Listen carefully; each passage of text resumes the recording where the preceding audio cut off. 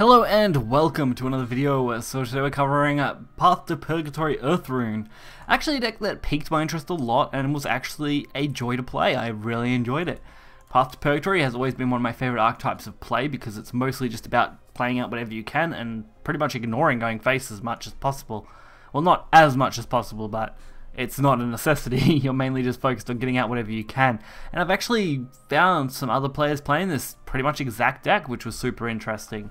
Petrification does a wonderful job of dealing with things like, trying to think off the top of my head what I was going to say, like Haven's amulets. They can be a nightmare, especially golden amulets or lions. Not that the lions see much playing unlimited, but that is the case. Altered Fate, another card that I actually really love playing and only really gets to see in Spartacus other than PTP decks, as discarding your hand isn't usually a great way to go about things unless you're restocking it with equally valuable cards like in Portal. But this deck definitely does a nice job and is, like I said, a joy to play. So we're going to get right into it and check it out. But first I just want to say we are basically covering an unlimited week. If you guys are not a big fan of that, I apologize, but rotation, we've covered almost every competitive deck that's available. We've covered most major variants on decks. Really, I'd just be repeating myself. I wanted to do something a little more interesting in the third month like I always do, where we cover more unlimited decks that have different mechanics or use different things that we don't see every day, and this deck piques that interest. Otherwise, the only other thing we've got is, of course, the Grand Prix decks, which will probably still be being spaced in between these videos. I'm not sure if I'll still be doing it after this video goes up or not, but I'm going to try and splice them in wherever I can. I want to cover those a bit because they're going to be a lot of fun to see, because we don't have anything like a legacy format with unnerfed cards like this. It is the first time we've ever seen something like this, and as of making this video, that event hasn't gone live yet, but will be literally tomorrow morning for me, I think, which will be amazing. So hopefully you guys can enjoy it, but we're going to get into this video and check it out. So this deck is great fun. That's the first thing, if you didn't realize that by what I said at the start of the video. Going up against Forest is actually a little more interesting than normal, as Forest is pretty aggressive and this deck is relatively slow. It is definitely a downfall of the deck, but since you can just sacrifice things and control the board, it doesn't actually turn out to be as big a problem as you might expect it to be. While you can be at a disadvantage against aggro decks if they're going first, if you get to go first and they go second, your odds of winning go up by about 10 to 15% in my experience so far, and that is really good. So, Dwarf Alchemist, of course the main thing about this deck is drawing as many cards as possible so you can get rid of as many cards as possible. So anything low cost, anything that has extra value, anything that can get you to the 2 Necromancy / Shadows per card is extremely valuable. And then it's just a matter of really playing the board, as you can see here, where I'll play out whatever I kind of can, take advantage of whatever I can, and try and win off those. Since there isn't a lot I can do right this second against this board, other than let's just draw some cards, because why not? And this deck luckily doesn't suffer too much from maxing out your hand. The cards you're going to discard aren't usually overly important. The only thing you don't really want to discard is Path to Purgatory or Altered Fate. They're the only 2 cards you don't want to see get discarded too much, because they're huge swing cards that make a big difference, especially a Path to Purgatories. I also don't like to hold Path to Purgatory in my opener typically, because you can't use it until mid-game. I'd much rather draw into it using draw mechanics. So this actually works out well. I was looking for a way to get Calamity or something out, or Master Mage in the next turn. So all I could really do right now was going to be buy some time, and I think that worked perfectly for this strategy. Just play out something, get some health back, attack, do whatever else I need to do, set up a board that they have to clear, and then go all in. That was going to be the idea. Especially since they're now going for Roach, which honestly doesn't surprise me that much. So we can actually go Master Mage Levi, which I think straight up on this turn is better than using Calamity. Calamity is good, but Master Mage at least puts a body on the board at the same time. Greenland Axeman, that's a little bit of a problem to deal with, as I don't really have anything super effective against it without wasting Evo points. So that's probably going to be the way I have to play this turn out. I could have went for the Earthright into the Master Mage, but going up against Forest, I would much rather use this turn to heal and then just deal with what comes after that. Since I could heal, 6 points this turn, even if I had to fully sacrifice Follower, I think it was worthwhile. So they're going for another wide board, by the looks of things. And they're buffing, which of course is dangerous, but in our case, actually not that bad. Because we're just going to completely wipe this board again. This time we can either go for Master Mage again, which is what I did decide to do, or Calamity. Master Mage, of course, again. Leaving a body is definitely more beneficial. And I set up for future Calamity as well. We are only at 17 Necromancy / Shadows. I guess we'll just call them Shadows because it's simple. I know Path to Purgatory probably says Necromancy or something on it, but Shadows is fine. Because they did give that counter 2 names, and it was always frustrating that they did that, but sometimes that's life.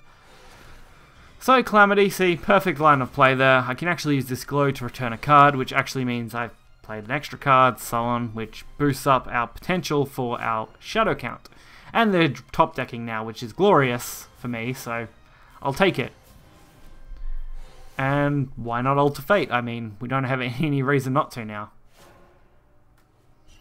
Our opponent has skipped 2 turns. I'm guessing they were aiming to fill their hand with something so that they could go for Greenland Axeman. Because they want his effect obviously to go off. That's why I warded off this turn. Because Roach could also be a threat, and I don't really want to have to deal with that. So of course they're going to go May, and looks like they're going to trade, remove this ward.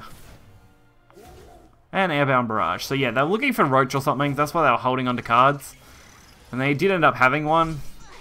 They obviously just couldn't take full advantage of it because they had to wipe out the wards. And thank God for that for me, because that actually gave us a chance to potentially go for victory. And since we did end up getting Path to Purgatory, it does. That's going to be 18 damage, sorry. Or 666 if you're into that sort of thing.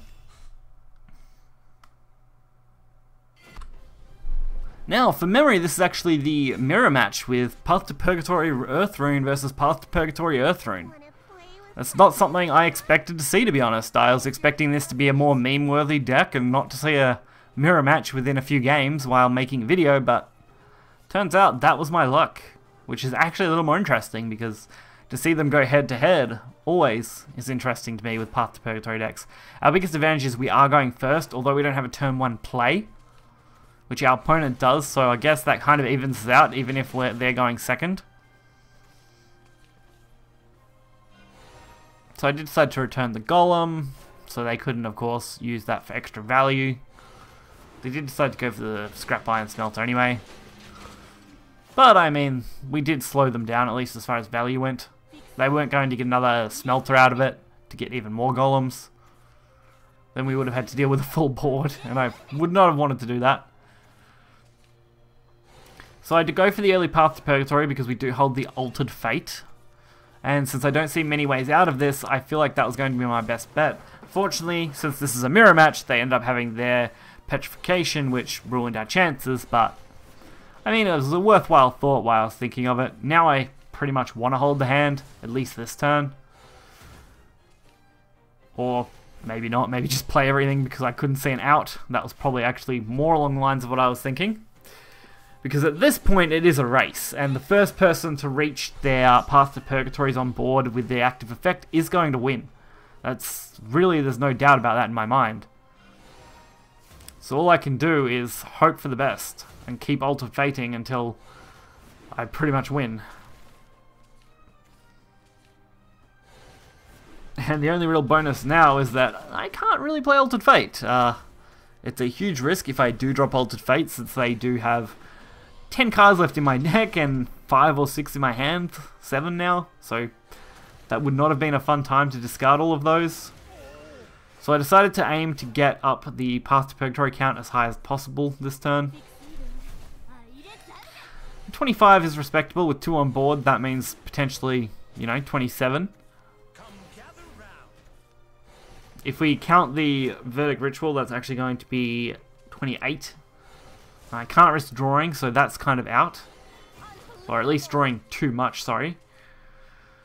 A double draw is actually okay. If I had drawn 3 or more, I probably would have been in a little bit of trouble. And all I can do now is destroy their amulets. Hope that that slows them down a little bit.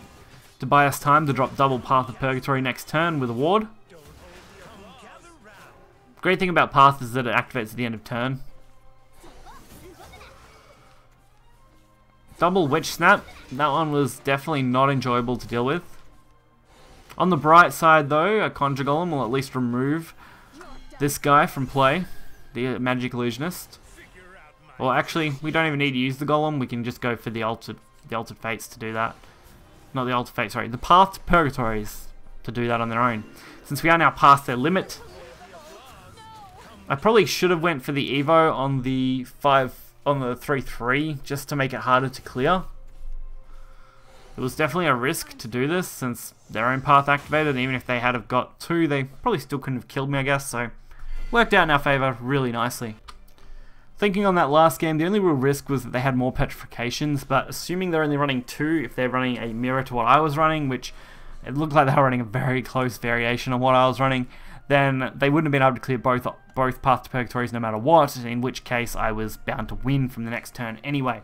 So if you guys did enjoy this video, be sure to hit the like button and subscribe. You'll find this deck list in the description below.